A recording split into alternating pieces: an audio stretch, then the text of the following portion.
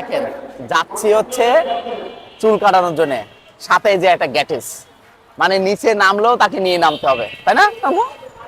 বলো আমরা কোথায় যাচ্ছি, জোরে বলো। আমরা যাচ্ছি চুল কাটাইতে। আমার আমার চুল কাটাইতে যাচ্ছি, আর যাচ্ছে উনি সাথে, মানে পাপার সাথে নিচে নামলে এটা ওরা কেনা যায়, বোঝেন না? আম্মু তো বললে কিনে দেয় না, সাথে সাথে পাপা কাছে দাবি করলে তো পাপা কিনে দেয়, এই জন্য। ঠিক আছে এখন,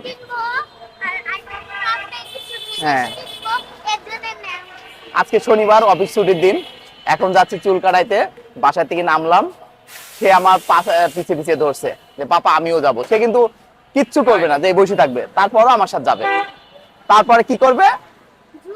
জুস কিনবে, লাইব্রেরিতে যে আর্ট পেপার কিনবে, তার ডিমান্ড। ঠিক আছে,